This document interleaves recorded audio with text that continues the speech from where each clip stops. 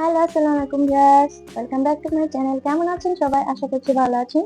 আমিও ভালো আছি। আমি প্রতিদিনের মতো চলে এসেছি আপনাদের সাথে আড্ডা দিতে। আজকে ক্যাপশন দেখে বুঝে গেছেন যে আমি আজকে কি দেখাতে চলেছি। আমি আজকে আপনাদের সাথে শেয়ার করব পাকা আমের শরবত। শরবতটি খেতে অনেক মজা। তার আগে আমটা কাটতে কাটতে চলুন আপনাদের সাথে একটা গল্প শেয়ার করি।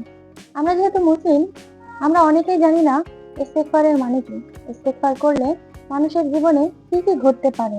ইস্তেগফারের মাধ্যমে আল্লাহর কাছে ক্ষমা প্রার্থনা করা হয়। আমাদের প্রত্যেকটি মুসলমানের উচিত সব সময় ইস্তেগফার পাঠ করা।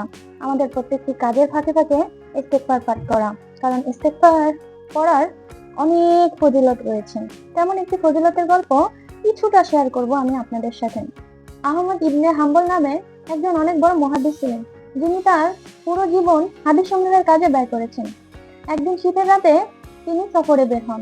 এরপর তিনি এক মসজিদে মাগরিব এবং ঈশার নামাজ আদায় করেন এবং তিনি চাচ্ছিলেন, যেহেতু বাইরে প্রচুর শীত, আজকের রাতটা এখানে কাটিয়ে ভোরে ফজরের নামাজ পড়ে উনি আবার সফরে বের হবেন। কিন্তু মসজিদের দারোয়ান কিছুতেই ওনাকে থাকতে দিচ্ছিলেন না। উনি এক পর্যায়ে হাত জোর করে দারোয়ানকে বললেন আজকের রাতটুকু থাকতে দেওয়ার জন্য। উনি ভোরেই ফজরের নামাজ শেষে চলে যাবেন, কিন্তু দারোয়ান তাকে থাকতে দিতে রাজি নয়। এরপর উনি না পেরে ওনার ব্যাগ নিয়ে কনকনে শীতের মধ্যে হাঁটতে শুরু করলেন। উনি ইচ্ছা করলে নিজের পরিচয় দিতে পারতেন। উনি জানতেন ওনার পরিচয় দিলে ওনাকে অনেকেই স্বাগত জানাবে, কিন্তু উনি ওনার নিজের পরিচয় দেননি। এরপর হাঁটতে হাঁটতে কিছু দূর যাওয়ার পরে দেখলেন একজন যুবক তার নিজের দোকানের জন্য রুটি বানাচ্ছেন। উনি ওই যুবকের কাছে গিয়ে বললেন, হে যুবক, আমি কি আজকের রাতটা তোমার এই চুলার পাশে দাঁড়িয়ে কাটিয়ে দিতে পারি? তোমার যদি সমস্যা না হয়। যুবক ওনাকে বললেন, না, আমার কোনো সমস্যা নেই, আপনি থাকতে পারেন। তো উনি ওখানে দাঁড়িয়ে হাদিস পড়া শুরু করলেন এবং উনি লক্ষ্য করলেন যুবক প্রতিটি কাজ করছে আর আস্তাগফিরুল্লাহ পাঠ করছে। তার তিনি প্রত্যেকটি কাজের মধ্যে আস্তাগফিরুল্লাহ জপ করছেন। এরপর আহমদ ইবনে হাম্বল যুবককে প্রশ্ন করলেন, আচ্ছা তুমি আমাকে একটা কথা বলো, তুমি সবসময় আস্তাগফিরুল্লাহ কেন পাঠ করছো? তখন যুবক বললেন, আমি সবসময় আস্তাগফিরুল্লাহ পাঠ করি। আস্তাগফিরুল্লাহ আমার প্রাণে মিশে গিয়েছে, কেননা আস্তাগফিরুল্লাহ পাঠ করার কারণে আল্লাহ তাআলা আমার জীবনের সমস্ত চাওয়া পাওয়া পূরণ করে দিয়েছেন, শুধুমাত্র একটি চাওয়া বাদে। তখন মোহাম্মদ ইবনে হাম্বল অবাক হয়ে তার দিকে তাকিয়ে তাকে জিজ্ঞাসা করলেন, তোমার সমস্ত দোয়া কবুল করে নিয়েছেন একটি দোয়া বাদে? যুবক বলল, হ্যাঁ। তখন উনি জিজ্ঞাসা করলেন, সে একটি দোয়া কি?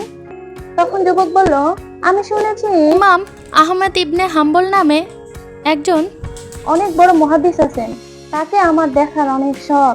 তার সাথে যদি আমার একবার দেখা হতো, তাহলে তার হাতে আমি মুসাফা নিতাম এবং তার কপালে আমি একটা চুমা দিতাম। তখন ইমাম আহমেদ ইবনে হাম্বল চোখের পানি ফেলে দিয়ে উনি বললেন, তোমার এই দোয়াটাও আল্লাহ তাআলা কবুল করে নিয়েছেন তোমার আস্তাগফিরুল্লাহর জোরে। দেখো, যেভাবেই হোক, যে কারণে হোক, তিনি আমাকে আজকে তোমার সামনে এসে এনে দাঁড় করিয়েছেন। আমি মোহাম্মদ ইবনে হাম্বল। তখন ছেলেটি খুবই খুশি হয়ে তাকে জড়িয়ে ধরে এবং তার হাত থেকে মুসাফা গ্রহণ করে, তার কপালে চুম্বন করে তার মনের ইচ্ছা সে পূরণ করে। সো ভিউয়ার্স, এই গল্পটি বলার একটি কারণ হচ্ছে, এটি কিন্তু গল্প নয়, এটি সত্য ঘটনা। আস্তাগফিরুল্লাহর অনেক ফজিলত রয়েছে আমাদের জীবনে। আমরা যারা পেরেশানিতে রয়েছি, আমরা অবশ্যই 5 ওয়াক্ত সালাতের পাশাপাশি আস্তাগফিরুল্লাহ জপ করব। আস্তাগফিরুল্লাহকে আমাদের নিত্যদিনের সঙ্গে করে ফেলবো। হাঁটতে বসতে সব সময় আমরা আস্তাগফিরুল্লাহ জপ করব। মানুষ ভুলের ঊর্ধ্বে নয়, মানুষ সে তো ভুল করবেই, এবং এই ভুল শুধরানোরও সুযোগ দিয়েছেন মহান আল্লাহ তাআলা আমাদের। আমরা আস্তাগফিরুল্লাহ জপ করার মাধ্যমে আমাদের এই সব ভুল শুধরে নেব ইনশাআল্লাহ। আচ্ছা, এখন রেসিপি শুরু করি। আমি এখানে আমগুলো কেটে নিয়েছি, পাকা আম। আর যা লাগছে লেবু, কাঁচামরিচ, বিট লবণ, পুদিনা পাতা, আর হচ্ছে চিনি। এখানে আমি বড় বড় 2টা আম নিয়েছি। আপনারা আপনাদের পরিমাণ মতো নিয়ে নেবেন। আমের পরিমাণ বেশি হলে মরিচ সেক্ষেত্রে বেশি দেবেন, 2টা দিবেন।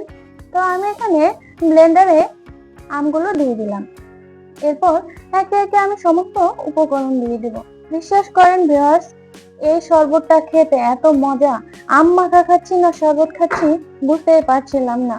বিশ্বাস করেন, একবার হলেও বাসায় ট্রাই করে দেখবেন। আপনারা বলতে পারেন আমরা যারা রেসিপি দেখাই আমাদের কাছে কি সবই ভালো লাগে, সবই মজা লাগে? না, সব মজা লাগে না। যে রেসিপিগুলো আমাদের কাছে ভালো লাগে আমরা শুধুমাত্র সেগুলোই আপনাদের সাথে শেয়ার করি। কেননা আমার নিজের কাছে যদি ভালো না লাগে তাহলে আপনাদের কাছে কেমন করে ভালো লাগবে?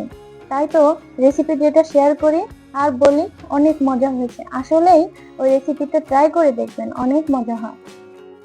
এরপর আমি এখানে লেবু দিয়ে দিচ্ছি, হাফটা লেবু দিয়ে দিচ্ছি, আর পুদিনা পাতাগুলো দিয়ে দিয়েছি, চিনি, বিট লবণ, এখানে লবণ ব্যবহার করিনি, শুধুমাত্র বিট লবণ দিব, আর সাথে দেওয়া হবে ঠান্ডা পানি আর কিছু বরফের টুকরো।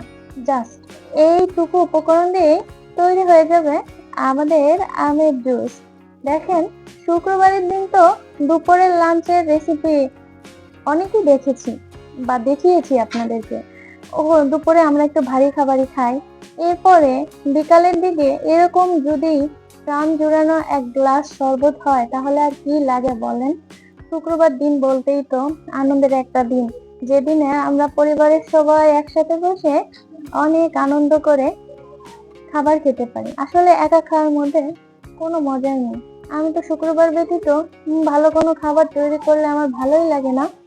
এই কারণে আমার সমস্ত আয়োজন আমি শুক্রবারেই রাখি। এরপর ব্লেন্ড করে নিচ্ছি। এই তো তৈরি হয়ে গেল আমাদের মজাদার আমের জুস। জুসটা কিন্তু খেতে টক, মিষ্টি, ঝাল সবটাই থাকে জুসের মধ্যে।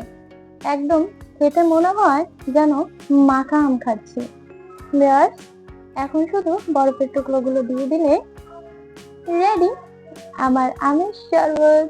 আপনারা অবশ্যই বাসায় ট্রাই করে দেখবেন এবং ট্রাই করে দেখে ভালো হয়েছে কিনা বা যদি খারাপ হয়ে থাকে কমেন্টে জানিয়ে দেবেন। আজ এ পর্যন্ত, থ্যাঙ্কস ফর ওয়াচিং। আল্লাহ হাফেজ।